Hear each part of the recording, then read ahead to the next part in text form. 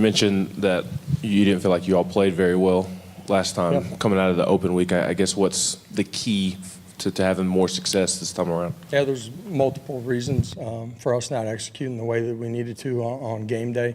Us controlling what we can control. Point of emphasis is us continuing to get better as a football team, and that's always the case. But certainly pointing those things out yesterday as our guys came into the building, and you know, at the end of the day, you know, you're in the middle of your conference season, and a lot of football to be played, and we got to take steps to play our best. Just a quick flashback to Alabama game. You said you didn't get to see Will Brooks get the interception because you're on the iPad. When you had a chance to watch the film back, how many times did you rewatch it? What was it like, I guess, seeing it for the first time like that? Great to see our defense go finish it out. Obviously, offensively, didn't control it and pick up a first down on the 4-minute drive.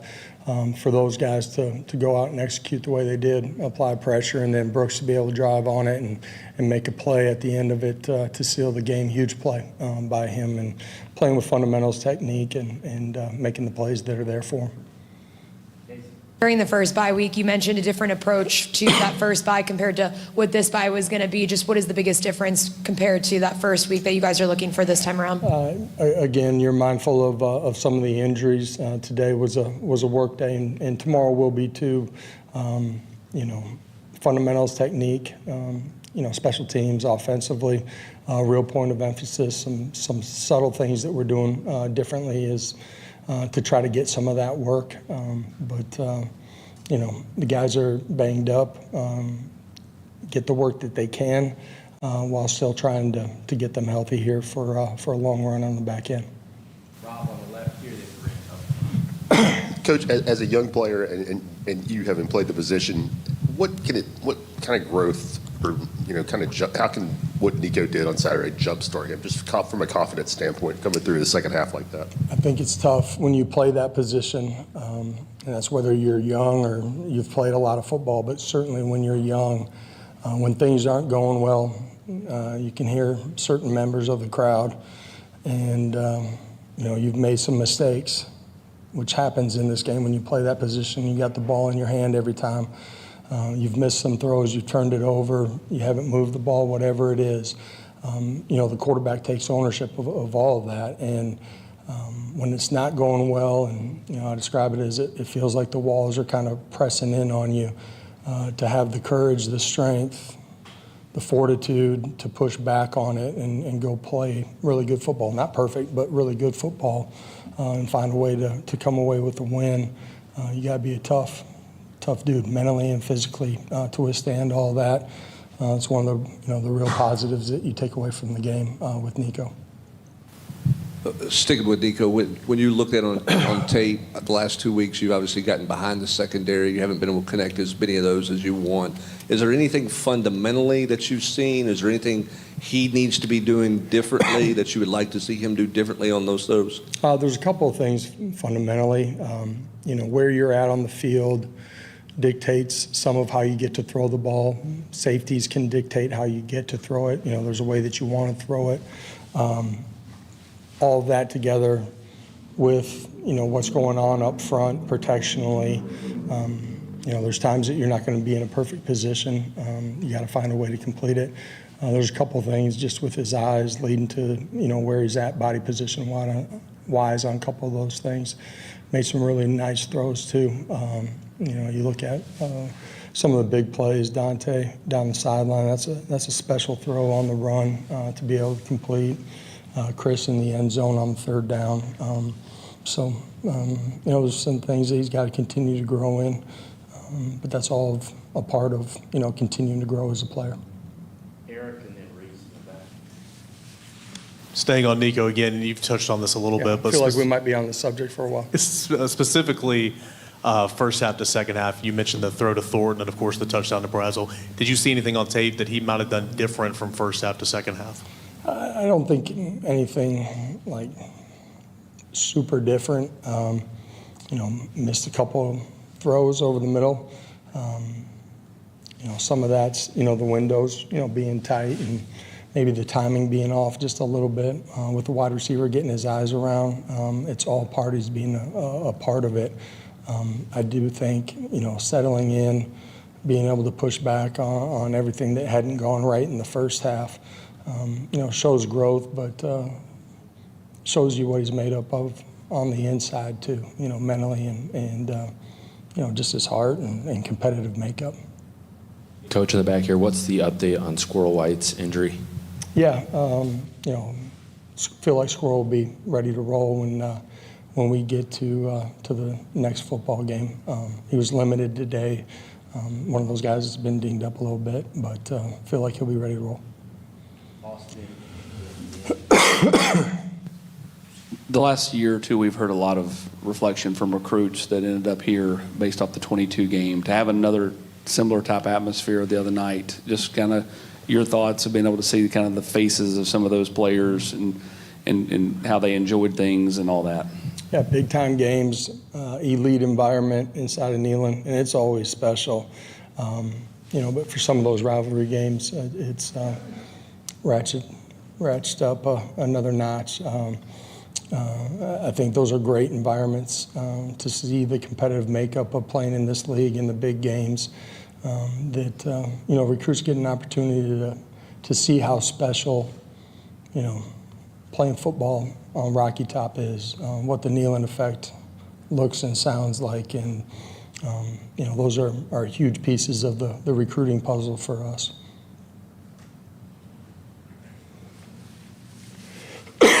Josh, there's that old saying that they remember what you do in November. What do you like about your team heading into November? And maybe what were some bullet points you took mentally on Sunday watching the film that maybe you wanted to address as well going into the week?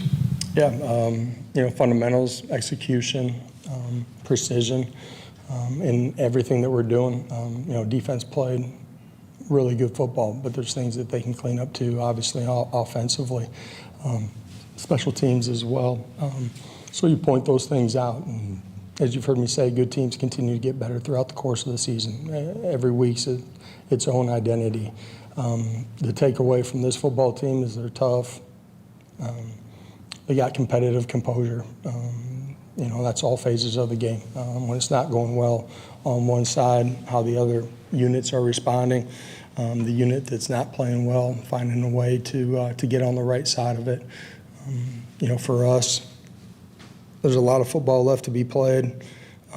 It comes down to growing every single day. Being intentional in your work, competing for everything that makes a difference, from fundamentals to technique to eye discipline within the scheme that you're playing in. So we just got to continue to grow. Adam and Paige. You've always made a point about the impact that the Tennessee crowd has on the game. You did a minute ago. When you hear the suggestion that some of that's artificial, what's your reaction to that? I had not heard that.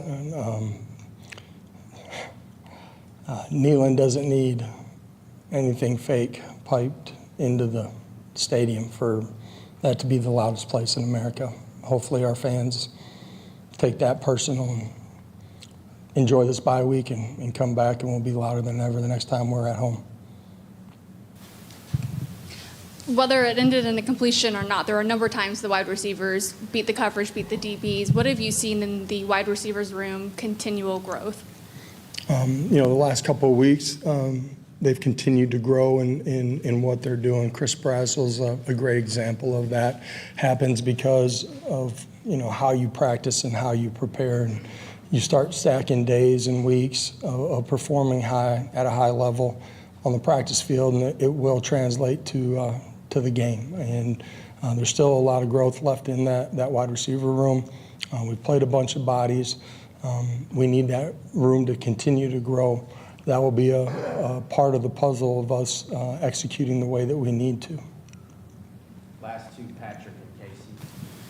Coach, you guys had a pretty good running back to replace when Jalen went to the NFL. Dylan's come in and played at really high levels, almost closing in on the single-season touchdown record. Has he done anything that's surprised you in the way he's played and how durable he's been with the workload you guys have been giving him? I wouldn't say that anything's truly surprised us. Had great trust in who he is, his competitive makeup, continuing to add to his frame, durability piece. he's a dynamic player, man, and is a part of, changing the way the game's played for us. And, him creating explosive plays has been a part of getting us jump-started when we haven't been necessarily functioning at our highest. Speaking more from a former quarterback perspective rather than as a coach, is there any advice that you feel has really stuck with Nico that you've been able to give him? Any advice that you have given him about those first half woes that he's had? Man, it's a position that's never going to be perfect. Ultimately, quarterbacks get judged on wins and losses no matter what it's looking like. Being able to go lay it on the line, play aggressive, play the next play. Those are the biggest things that we continue to talk about with him. And, really proud of what he did in the second half against Alabama. Last one, Brent. Josh, you mentioned your defensive performance the other night was elite. Your defensive numbers are obviously extremely good. Why has this defense been so good in sudden change situations? I think you've given up 3 points off turnovers this year. Why has this defense thrived in that world? Really special what they've done in those situations. A lot of forced turnovers. They found ways to push units the wrong direction and take them out of field goal range or make it a long field goal. I think that, besides just execution, alignment, assignment, technique, the competitive composure, the resiliency, the mental makeup of that group as a whole is really special. And we got to keep that moving forward. We got to continue to grow in it. But it's really special how they've competed and played no matter what the situation is. It's competitive maturity is, the best way for me to describe it.